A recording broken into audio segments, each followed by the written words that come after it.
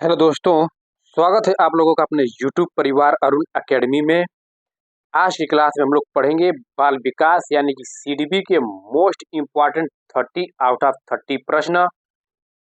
आज तक 2011 से 2024 तक जितनी भी परीक्षाएं हुई हैं सब के सब एक सीरीज के माध्यम से प्रीवियस ईयर पेपर जो कई बार एग्जामों में ट्रेंड किया हुआ है वो एक सीरीज के माध्यम से चलाई जा रही है। अगर आप लोग प्लेलिस्ट नहीं देखे हैं तो जाकर देख सकते हैं। बहुत ही शानदार जानदार तरीके से क्लास चल रही है। आज की सेट नंबर 9 है सीडीपी की। इसे पहले अगर नहीं देखे हैं तो जाकर 8 तक सेट करा दिए हैं। बाल विकास हर एक सब्जेक्ट की प्रीवियस ईयर क्वेश्चन आधारित मैराथन क्लास चल रही है। ठीक है दोस्तों, चलते हैं, देरी नहीं करते हैं। पहला क्वेश्चन क्या कह रहा है देखिए। विकास की विकास एक डैश प्रक्रिया है जिसकी शुरुआत डैश के समय होती है। क्या जीवन भर चलने वाली या गर्भधारण से? ऑप्शन नंबर 2 क्या कह रहा है, जीवन भर चलने वाली या जन्म से या बचपन के दौरान होने वाली या गर्भधारण से या बचपन के दौरान होने वाली जन्म से। तो ऑप्शन नंबर 1 हम लोग लॉक कर देंगे। विकास एक जीवन भर चलने वाली प्रक्रिया है जिसकी शुरुआत गर्भाधारण के समय होती है। विकास मानव विकास की ऐसी प्रक्रिया है जिसका आरंभ मां के गर्भाधारण के साथ होता है तथा यह मृत्यु पर्यंत चलता है। इसे कभी न समाप्त होने वाली प्रक्रिया माना जाता है। किसे? विकास को। तो ऑप्शन नंबर 1 हमारा लॉक हो जाएगा। विकास एक जीवन भर चलने वाली प्रक्रिया है जिसकी शुरुआत गर्भाधारण के समय से होती है। चलते हैं नेक्स्ट क्वेश्चन पे। देखिए कथन ए क्या कह रहा है, गेंद को पकड़ने के लिए सीखने से पहले एक बच्चे में कुछ गतिक परिपक्वता होनी चाहिए। ऑप्शन कारण आर क्या कह रहा है, सीखना विकास पर निर्भर होता है। तो ऑप्शन नंबर ए हम लोग लॉक कर देंगे। ए और दोनों सही हैं और आर सही व्याख्या करता है, क्योंकि वास्तव में विकास को ऐसी नींव माना जाता है जिसके आधार पे भाषा अधिगम, सीखना, अवधारणात्मक अभिरुचि का विकास माना जाता है। और बच्चों के गतिक परिपक्वता में चलना, फिरना, उठना, पकड़ना या कूदना जितने भी आदि आते हैं, इन गतिक परिपक्वता के बाद ही बच्चा गेंद को पकड़ना सीख जाता है। सीखना संज्ञानात्मक विकास में संभव होता है। तो क्या है, ए और आर दोनों सही है तथा आर सही व्याख्या करता है ए की। तो ऑप्शन नंबर 1 हमारा लॉक हो जाएगा। चलते हैं नेक्स्ट क्वेश्चन पे। देखिए समाजीकरण एक डैश प्रक्रिया है जिसमें समाजीकरण की विभिन्न संस्थाओं के आपसी संबंध हैं। क्या सरल या महत्वपूर्ण? ऑप्शन नंबर 2 क्या कह रहा है, सरल या महत्वपूर्ण नहीं है। देखिए महत्वपूर्ण नहीं है, निगेटिव वैसे ही नहीं आ गया, काट देंगे। ऑप्शन बचा 2, सरल या जटिल के पास हम लोग जाएंगे। तो समाजीकरण एक जटिल प्रक्रिया है जिसमें समाजीकरण के विभिन्न संस्थाओं के आपसी संबंध महत्वपूर्ण होते हैं। समाजीकरण की प्रक्रिया के अंतर्गत मूल्यों व मानदंडों को आत्मसात करने तथा समाज में रहने के तरीकों को सीखने की प्रक्रिया सम्मिलित है। तो ऑप्शन नंबर 3 हमारा लॉक हो जाएगा, जटिल और महत्वपूर्ण है। समाजीकरण कैसी प्रक्रिया है? तो जटिल है और समाजीकरण की विभिन्न संस्थाओं आपसी में संबंध महत्वपूर्ण माने जाते हैं। तो ऑप्शन नंबर 3 राइट आंसर हो जाएगा। चलते हैं नेक्स्ट क्वेश्चन पे। देखिए निम्न में से किस चरण में बच्चे मूर्त समस्याओं को तर्कपूर्ण ढंग से सुलझा पाते हैं परंतु उन्हें निगमनात्मक सोच, क्या निगमनात्मक सोच करने में कठिनाई होती है। अगर हमारे इससे पहले वाइगोस्की और जीन पियाजे का थ्योरी नहीं देखे हैं तो प्लेलिस्ट में जाकर देख लीजिए। बहुत ही शानदार जानदार तरीके से जितने जीन पियाजे की 4 अवस्थाएं हैं सब के सब बहुत ही अच्छी तरह से बताए हैं। क्योंकि ये जो मूर्त समस्याएं, ये मूर्त, यहाँ देखिए कीवर्ड पकड़िए, ये क्वेश्चन में मूर्त समस्याओं को तर्कपूर्ण ढंग से सुलझा रहा है। यानी कि हम क्या बताएं, मूर्त संक्रियात्मक अवस्था, और मूर्त संक्रियात्मक अवस्था में ही निगमनात्मक सोच बालक रखते हैं। यानी कि निगमनात्मक सोच में ही नियम से उदाहरण की तरफ जाते हैं। तो आप लोग को कीवर्ड वैसे ही मिल गया, मूर्त समस्याएं और निगमनात्मक। तो हम क्या बताए हैं, तो ऑप्शन नंबर 3 राइट आंसर हो जाएगा। मूर्त संक्रियात्मक अवस्था, क्योंकि मूर्त संक्रियात्मक अवस्था में यानी कि इसका अवधि काल होता है 7 से 11 वर्ष। कितना? जिन पियाजे का पूरी थ्योरी अच्छी तरह से बताए हैं, एक एक अवस्था बताए हैं। अगर नहीं देखे हैं तो आप लोग से रिक्वेस्ट है एक बार देखिएगा, मजा आ जाएगा। ये जो मूर्त अवस्थाएं हैं ये 7 से 11 वर्ष, इसमें अनेक विशेषताओं का उल्लेख किया जाता है, जिसमें बच्चे क्या करते हैं, तर्क व मूर्त तर्क कौशल विकसित करते हैं। तो ऑप्शन नंबर 3 राइट आंसर हो जाएगा, मूर्त संक्रियात्मक अवस्था। चलते हैं नेक्स्ट क्वेश्चन पे। देखिए, जीन पियाजे के अनुसार बच्चों में अर्थपूर्ण किस प्रक्रिया में होता है? अर्थपूर्ण किस प्रक्रिया में होता है? क्या उद्दीपन व प्रक्रिया के अनुबंधन की प्रक्रिया में? ये ऑप्शन नंबर 2 क्या कह रहा है, तब जब इनाम और सजा का प्रयोग किया जाए। देखिए, संपूर्ण पेडागोजी में ये भी बताया है, जब भी इनाम की बात करें, कभी भी सजा की बात करें, कभी भी दंड पनिशमेंट भय की बात करें, तुरंत व तुरंत ऑप्शन वो गलत हो जाएगा। तो यहाँ तो वैसे ही गलत हो गया ये। जब वयस्क नियंत्रण लेते हैं वह व्याख्यान देते हैं, कभी भी अपने वयस्क को नियंत्रण में कभी नहीं लेना है, वैसे भी ऑप्शन गलत हो गया। ऑप्शन नंबर 4 क्या कह रहा है, खुद से आरंभ की गई गतिविधि व खोज में। जितना आप बच्चों को अन्वेषण करेंगे, खोज आधारित एक्टिविटी कराएंगे, वो एकदम एक भरपूर पेडागोजी होगा, यानी कि पॉजिटिव। तो ऑप्शन नंबर 4 हमारा लॉक हो जाएगा, क्योंकि जो वास्तव में सार्थक अधिगम तभी होता है जब विद्यार्थी किसी क्रियाकलाप में सक्रिय भागीदारी करते हैं। कभी भी निष्क्रिय बच्चों को नहीं लेना है। कैसी भागीदारी? सक्रिय भागीदारी करते हैं, और सक्रिय भागीदारी से विद्यार्थियों के चिंतन शक्ति तीव्र होती है, जिसे अवधारणाओं को तीव्रता में समझने लगते हैं। तो ऑप्शन नंबर 4 हमारा यहाँ पे राइट आंसर हो जाएगा, खुद से आरंभ की गई गतिविधि व खोज में। चलते हैं नेक्स्ट क्वेश्चन पे। जितने भी ये क्वेश्चन लेकर आए हैं दोस्तों, ये सब के सब प्रीवियस ईयर में कई बार एग्जामों में ट्रेंड किया हुआ प्रश्न है। अपने मन से एक भी प्रश्न हम लेकर नहीं आए हैं। अगर आप लोग को चैनल अच्छा लगा हो तो लाइक, सब्सक्राइब, शेयर, कमेंट कर दीजिए, जिससे हमें मोटिवेट मिलता रहे और आप लोग के लिए ये क्वेश्चन और शानदार तरीके से हम कराते रहें। देखिए, छठा क्वेश्चन क्या कह रहा है, पियाजे द्वारा प्रस्तावित चरणबद्ध क्रम के बारे में कौन सा वाक्य सही नहीं है? देखिए, यहाँ पे सही नहीं है, यानी कि निगेटिव पूछा है, तो निगेटिव का निगेटिव खोजेंगे, पॉजिटिव नहीं खोजेंगे। तो ऑप्शन नंबर 1 क्या कर रहा है, पहला, संज्ञानात्मक बदलाव एकीकृत रूप में होता है जिसकी दिशा समान होती है। बिल्कुल सत्य है, ये तो पॉजिटिव है, लेकिन यहाँ पे क्वेश्चन में निगेटिव पूछा है, तो हमें निगेटिव का निगेटिव खोजना है। तो ऑप्शन नंबर दूसरा क्या कह रहा है, एक चरण को लांघ कर दूसरे चरण पर आगे बढ़ा जा सकता है। क्या जीन पियाजे की यही अवस्था बताती है? बिल्कुल नहीं बताती है।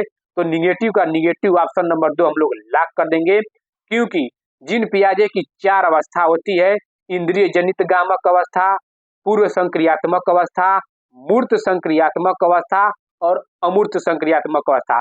जैसे जैसे बच्चा एक एक अवस्था को पार करता है, वैसे वैसे उसकी विकास होती है। तो यहाँ पे क्या कह रहा है कि एक चरण को लांघ कर दूसरे चरण पर आगे बढ़ा।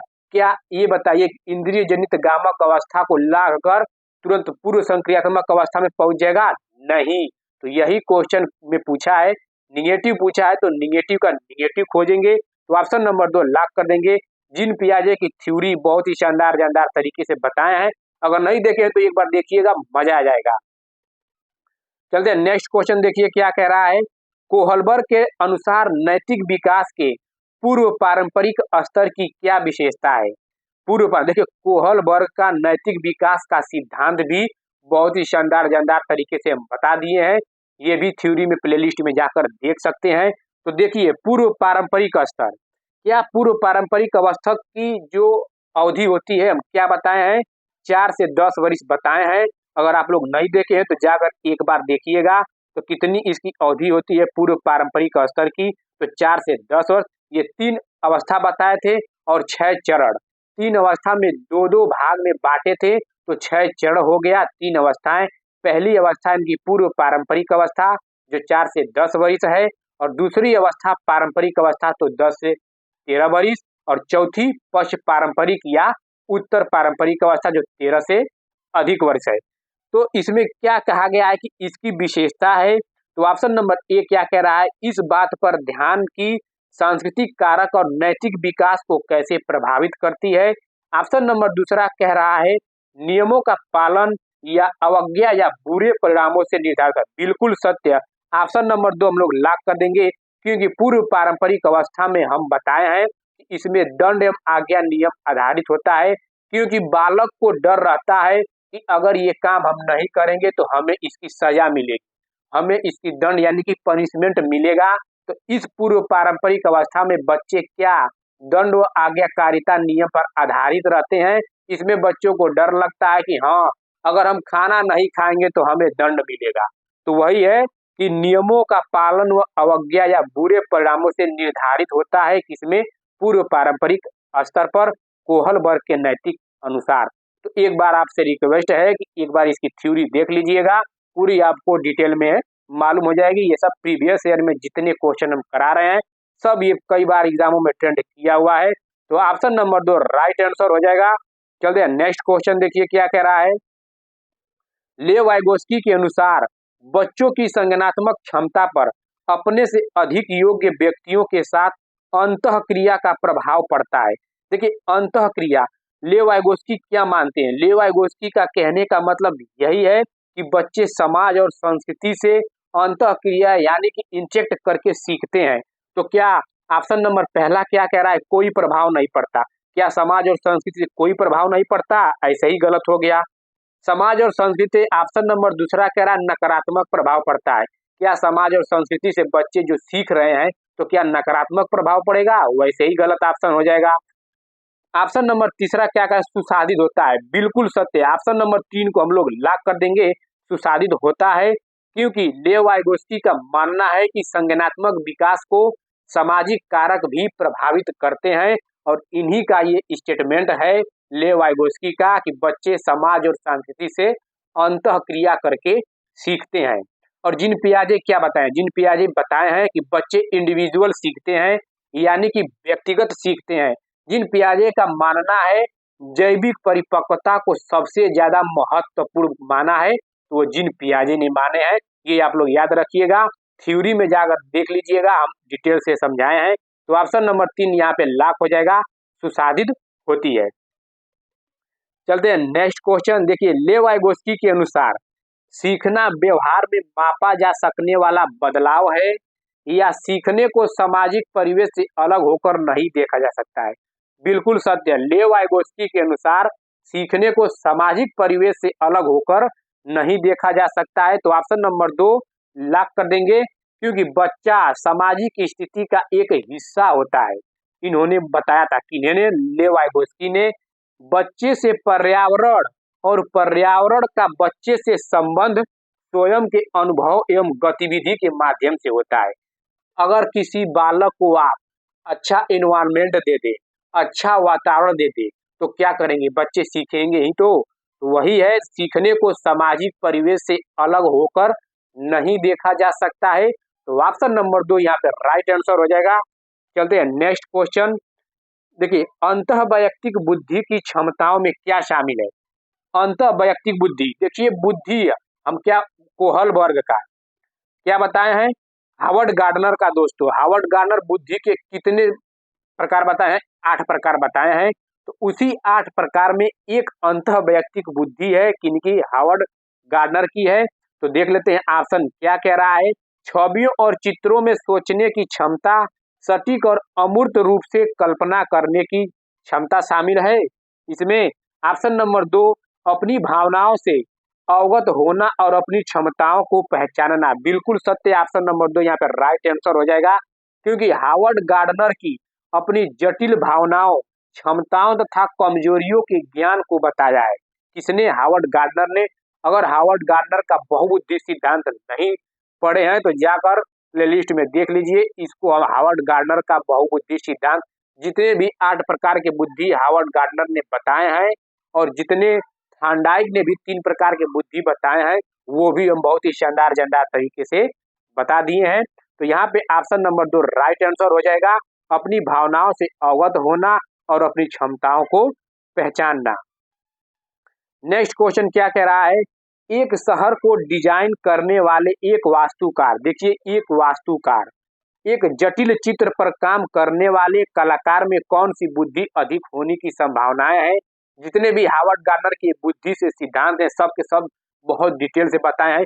तो ये बताइए हम क्या बताए थे, वास्तुकार जिस व्यक्ति के माइंड में मानसिक छवि बन जाती है तो वही क्या कौन सी बुद्धि कहलाती है, स्थानिक बुद्धि, भाषाई बुद्धि, संगीतमय बुद्धि या अंतः वैयक्तिक बुद्धि। तो ऑप्शन नंबर 1 लॉक कर देंगे, स्थानिक बुद्धि।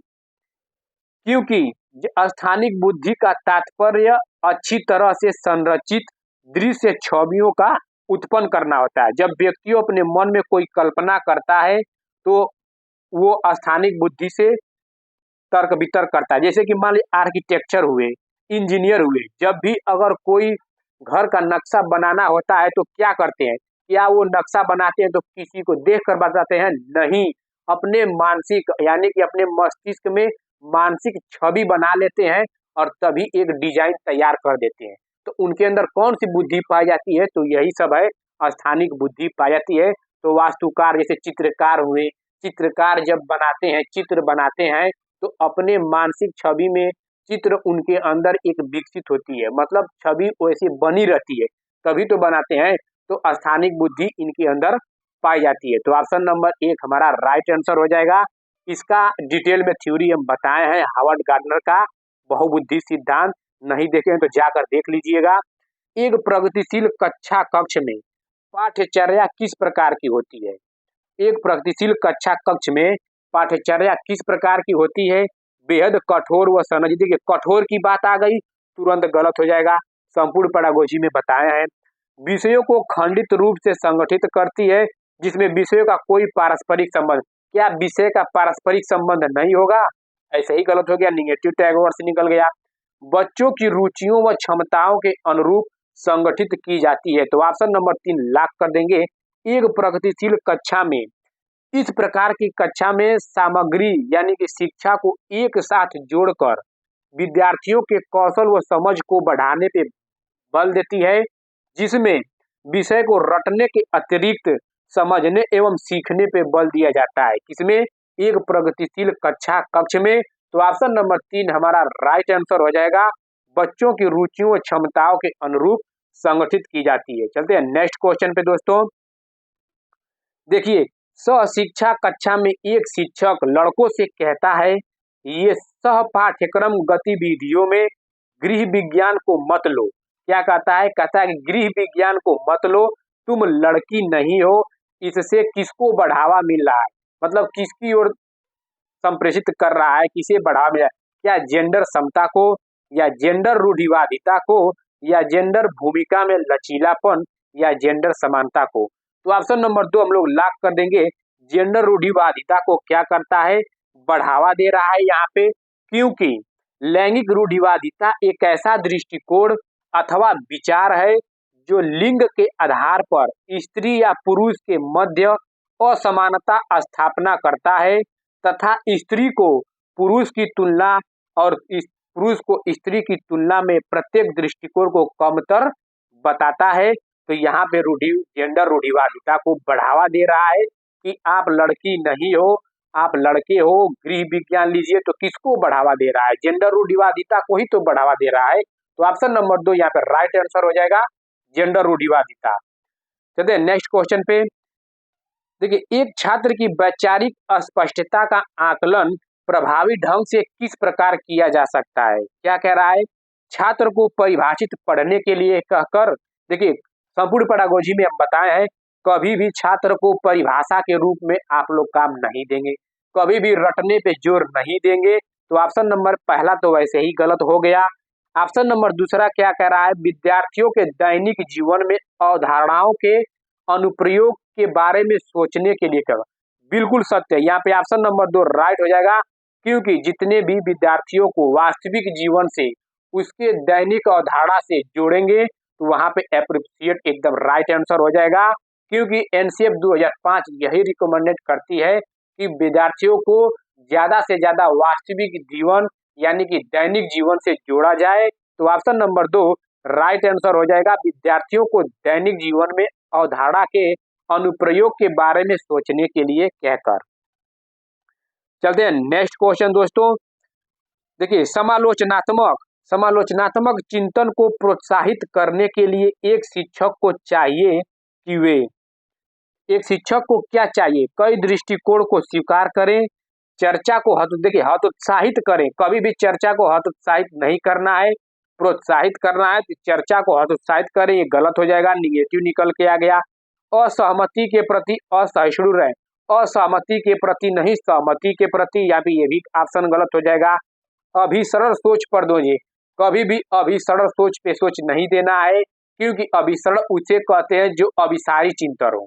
अभिसारी चिंतन वह होता है जिसमें बालक सिर्फ और सिर्फ एक ही तथ्य निकल के आता है, सिर्फ एक ही उत्तर उसका निकल कर आता है। जैसे कि बोल दिया जाएगा भारत की राजधानी क्या है, तो नई दिल्ली। फैक्ट आपको जानकारी मिल जाएगा कि भारत की राजधानी नई दिल्ली है, तो सिर्फ और सिर्फ जिसका एक ही उत्तर निकल के आए वो अभिसारी सोच है, और अनेक प्रकार के जो तथ्य निकल का है उसे अपसारी सोच। तो बालक को अपसारी सोच रखना है, ना कि अभिसारी सोच। तो अभिसारी सोच ये भी गलत हो जाएगा। तो यानी कि ऑप्शन नंबर 1 राइट आंसर हो जाएगा, कई दृष्टिकोणों को स्वीकार करें। चलते हैं नेक्स्ट क्वेश्चन दोस्तों।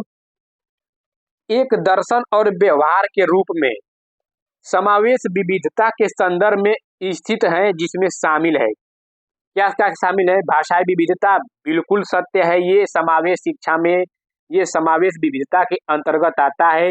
लिंग विविधता भी आता है, सामाजिक सांस्कृतिक विविधता भी आता है, योग्यता और विकलांगता बोध। यानी कि ABCD चारों का चारों ऑप्शन सही हो जाएंगे। तो ऑप्शन नंबर 4 हम लोग लॉक कर देंगे, क्योंकि समावेश एक बहुआयामी अवधारणा है। क्या है? समावेश कैसी है? तो बहुआयामी अवधारणा है, जिसके अंदर विविधता के सभी पक्ष यानी कि आयाम, जितने भी आयाम हैं वो सम्मिलित होते हैं। इस प्रकार की समावेशित को व्यवहारिक रूप से तभी देना संभव होता है जब इसे समावेश शिक्षा के साथ जोड़ा जाए। तो समावेशी शिक्षा किसे कहते हैं? सभी को समान माना जाए, ना कि किसी को कम किसी को ज्यादा, भेदभाव कभी नहीं। तो ऑप्शन नंबर 4 यहाँ पर राइट आंसर हो जाएगा, ABC और D चारों। नेक्स्ट क्वेश्चन क्या कह रहा है? देखिए, वंचित पृष्ठभूमि के छात्रों वाली कक्षा में एक शिक्षक को किसके अनुभवों को साझा करने की अनुमति देनी चाहिए? ऑप्शन नंबर 1 क्या कह रहा है? सभी को अपने अनुभव कक्षा में लाने से हतोत्साहित करना। हतोत्साहित करना वैसे ही गलत हो गया। ऑप्शन नंबर 2 कह रहा है केवल प्रभावशाली समूहों के बच्चों। क्या केवल प्रभावशाली? नहीं, सभी बच्चों को देखना है एक साथ, यानी कि ऑप्शन नंबर 2 भी गलत हो जाएगा। ऑप्शन नंबर 3 कह रहा है केवल वंचित समूह। क्या केवल सिर्फ और सिर्फ वंचित समूहों को अपने अनुभव साझा करने के लिए प्रोत्साहित करेंगे? नहीं, सभी प्रकार के, चाहे वंचित हो या न हो, सभी प्रकार के बालकों को अपने अनुभव साझा करने के लिए प्रोत्साहित करेंगे। तो ऑप्शन नंबर 3 भी गलत हो जाएगा। तो जब 3 गलत निकल के आ गए तो चौथा वैसे ही समझ में आ जाएगा, राइट हो जाएगा, अपने स्वयं के अनुभव साझा करने के लिए प्रोत्साहित करना। तो ऑप्शन नंबर 4 यहाँ पे राइट आंसर हो जाएगा। चलते हैं नेक्स्ट क्वेश्चन, देखिए क्या कह रहा है। निम्न के डैश के साथ संघर्ष करने वाले छात्रों को अक्सर गणितीय अवधारणा और गणना में कठिनाइयों का सामना करना पड़ता है। क्या गणितीय में इनको कठिनाई का सामना करना पड़ा है? तो इसे गुणज वैकल्य कहते हैं। क्या कहते हैं? गुणज वैकल्य। गुणज वैकल्य एक प्रकार की गणितीय अक्षमता को इंगित करता है, जिसके अंतर्गत छात्र को गणित समझने व सीखने में क्या होती है? कठिनाई होती है। तो ऑप्शन नंबर ए लॉक हो जाएगा, गुणज वैकल्य यानी कि गणितीय अवधारणाएं। नेक्स्ट क्वेश्चन क्या कह रहा है? दृष्टि की सहायता के लिए एक सहायक तकनीक है। देखिए, दृष्टि की, यहाँ पे दृष्टि कई प्रकार की दृष्टि आ जाती है। तो यहाँ पे वाक चलित कंप्यूटर यहाँ पे राइट आंसर हो जाएगा। इसे दृष्टि की सहायता के लिए एक सहायक तकनीक है, तो वाक चलित computer. Option number 2 right answer हो जाएगा। चलते हैं नेक्स्ट क्वेश्चन पे। देखिए, रचनात्मक बच्चों की विशिष्ट पहचान विशेषताओं में शामिल है। क्या विशिष्ट पहचान योग्यताओं में शामिल है? क्या विचारों को लचीलापन, प्रवाह और मौलिकता? बिल्कुल सत्य, ऑप्शन नंबर 1 को लॉक कर देंगे, रचनात्मक बच्चों में यही है कि विचारों का लचीलापन, प्रवाह और मौलिकता। क्योंकि वास्तव में जब हम देखते हैं रचनात्मक बच्चे विभिन्न क्षेत्रों में उच्च प्रदर्शन करते हैं, जैसे कलात्मक कार्यों में, नेतृत्व में, अवलोकन की, ऑब्जर्वेशन करना किसी चीज को, तो ये क्या है, ये रचनात्मक बच्चों में लचीलापन, प्रवाह, मौलिकता शामिल होती है। तो ऑप्शन नंबर एक राइट आंसर हो जाएगा। चलते हैं नेक्स्ट क्वेश्चन। देखिए, सीखने के लिए सार्वभौमिक डिजाइन के सफल कार्यान्वयन के लिए डैश के कई तरीके महत्वपूर्ण है। देखिए यहाँ पे आयोग ने सबको एक एक नंबर सबको फ्री में दिया था। क्यों? क्योंकि यह इस क्वेश्चन में सार्वभौमिक डिजाइन के प्रतिनिधित्व भी है, संलग्नता भी है। तो यहाँ पे ए और 3 दोनों सत्य होंगे, क्योंकि जो सार्वभौमिक डिजाइन है कुछ विशेषताओं, दिशा निर्देशों में इनके 3 प्रमुख सिद्धांत मेन है, संलग्नता हुआ, प्रतिनिधित्व हुआ और अभिव्यक्ति और कार्यवाही को ले सकते हैं। लेकिन यहाँ पे पहला तीसरा दोनों सत्य है, लेकिन ऑप्शन में नहीं दिया है, इसलिए आयोग ने सबको इस क्वेश्चन को चैलेंज किया गया था, तो आयोग ने इस पे सबको एक एक नंबर समान मिला था। तो आप याद रखिएगा, सार्वभौमिक डिजाइन के सफल कार्यान्वयन के लिए प्रतिनिधित्व के तरीके महत्वपूर्ण है और संलग्नता के, और एक अभिव्यक्ति और कार्यवाही भी होती है। तो यहाँ पे सबको समान नंबर मिला था, क्योंकि ऑप्शन में 1 3 नहीं है कहीं। चलते हैं नेक्स्ट क्वेश्चन। देखिए, राष्ट्रीय शिक्षा नीति 2020 जैसी शिक्षा की समकालीन नीतियां बच्चों में कौन से कौशल विकसित करने का प्रस्ताव करती है? समालोचनात्मक चिंतन, या स्मरण या पुनरुत्पादन, परीक्षा के लिए सीखना रटना। देखिए, रटना, स्मरण, परीक्षा के लिए, सब ये गलत हो जाएंगे। संपूर्ण पेडागोजी में निगेटिव, पॉजिटिव टैग सब बताए हैं, अगर नहीं देखे तो एक बार देख लीजिएगा। इस यहाँ पे राइट आंसर एक हो जाएगा, समालोचनात्मक चिंतन।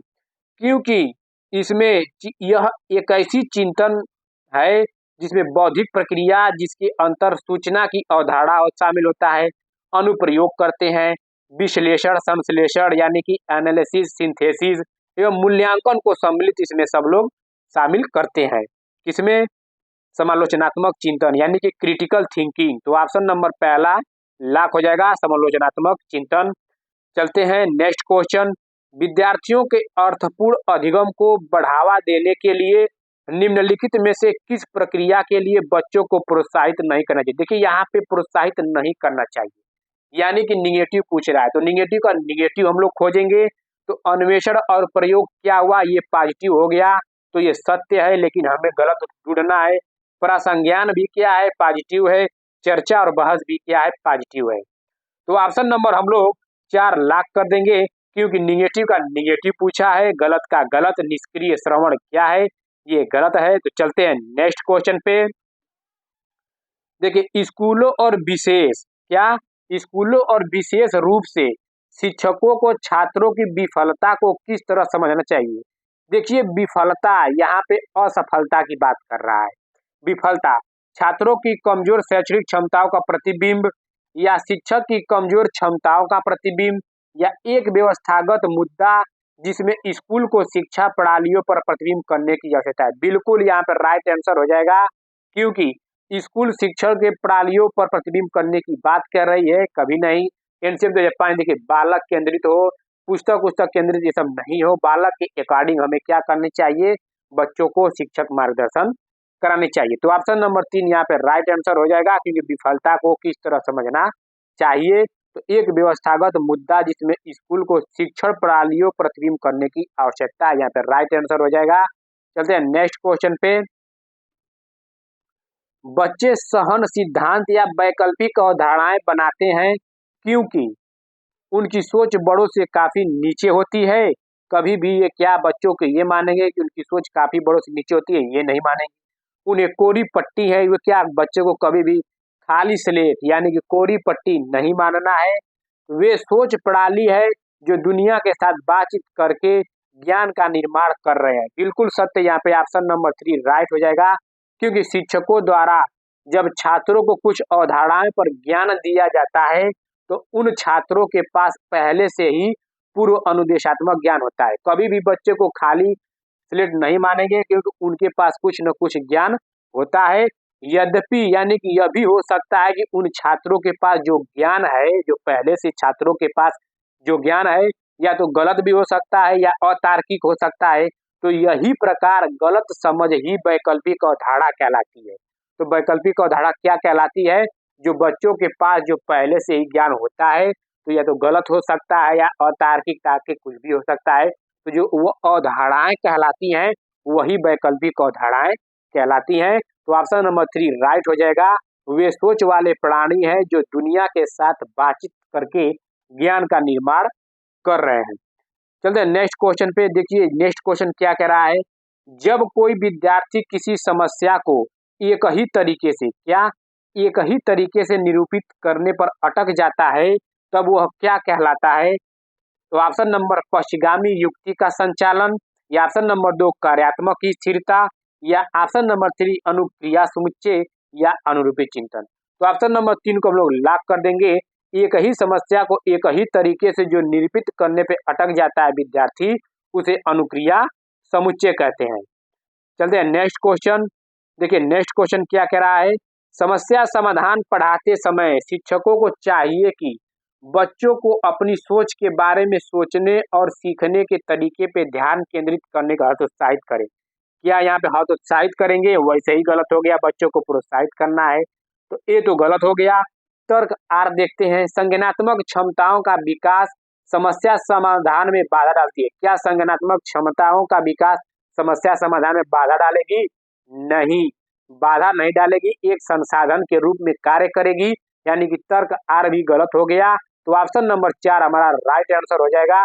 ए और आर दोनों क्या है? गलत है। चलते हैं नेक्स्ट क्वेश्चन पे। देखिए कथन ए क्या कह रहा है? शिक्षकों को मध्य विद्यालय के छात्रों को विस्तार से बताना चाहिए कि उन्हें क्या करना है, जिसमें क्या, कैसे और कब सीखना है।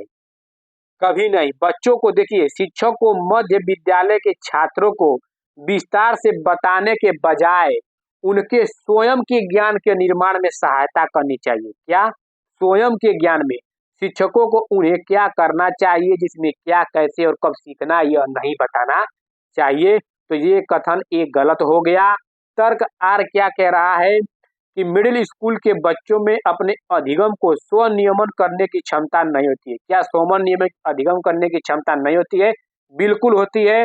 तर्क आर भी गलत हो गया। तो ए और आर दोनों गलत है। तो ऑप्शन नंबर 4 यहाँ पे राइट आंसर हो जाएगा। चलिए नेक्स्ट क्वेश्चन। देखिए योग्यता को डैश और असफलता को डैश को रूप में सोचने, छात्रों को अधिक प्रयास करके अधिक मेहनत करने के लिए प्रेरित करता है। तो यहाँ पे क्या देखिए, योग्यता को वृद्धिशील के रूप में देखेंगे और असफलता को अपमानजनक के रूप में सोचना, छात्रों को अधिक प्रयास करके अधिक मेहनत करने के लिए प्रेरित करना चाहिए। तो ऑप्शन नंबर 4 राइट आंसर हो जाएगा। क्योंकि जब छात्र को असफलता होने के लिए दंड न देकर उन्हें प्रोत्साहित किया जाता है, तो वे बेहद सकारात्मक होकर और अधिक परिश्रम के साथ दोबारा प्रयासरत करते हैं। तो ऑप्शन नंबर 3 राइट हो जाएगा, वृद्धिशील और अपमानजनक। चलते हैं नेक्स्ट क्वेश्चन पे। जितने भी ये क्वेश्चन हम लेकर आए हैं दोस्तों, सब ये सब प्रीवियस एग्जामों में अटेंड किया हुआ प्रश्न है। अपने मन से एक भी प्रश्न नहीं तैयार किए हैं। देखिए लास्ट क्वेश्चन क्या कह रहा है? 30वां क्वेश्चन। निम्नलिखित में से कौन सा कारक सीखने को प्रभावित करता है? सीखने को क्या करता है? प्रभावित करता है। छात्रों का सामाजिक सांस्कृतिक संदर्भ, बिल्कुल सत्य। ये छात्रों का जो सामाजिक सांस्कृतिक संदर्भ है, ये छात्रों को सीखने को प्रभावित करता है। छात्र की आयु, बिल्कुल सत्य। छात्र की आयु डिपेंड करता है कि हाँ किस आयु में कितने बच्चे क्या कर सकते हैं। एक अवधारणा को पढ़ाने के लिए शैक्षणिक रणनीतियाँ, बिल्कुल कभी भी किसी अवधारणा को पढ़ाने के लिए शैक्षणिक रणनीतियाँ जरूरी है, बनानी पड़ती है। छात्र की क्षमता के बारे में शिक्षक का विश्वास, बिल्कुल छात्र की क्षमता के बारे में शिक्षक का एक क्या होना चाहिए? एक विश्वास भी होना बहुत जरूरी है। तो ए बी सी डी यानी कि चारों का चारों सत्य हो गए। तो ऑप्शन नंबर 4 में क्या है? ए बी सी और डी सभी के सत्य हैं। आई होप दोस्तों आप लोग को वीडियो अच्छा लगा हो। तो ठीक है दोस्तों, चैनल को लाइक, सब्सक्राइब, शेयर, कमेंट कर दीजिए, जिससे हमें भी मोटिवेट मिलता रहे। ठीक है दोस्तों, आप लोगों का बहुत बहुत धन्यवाद।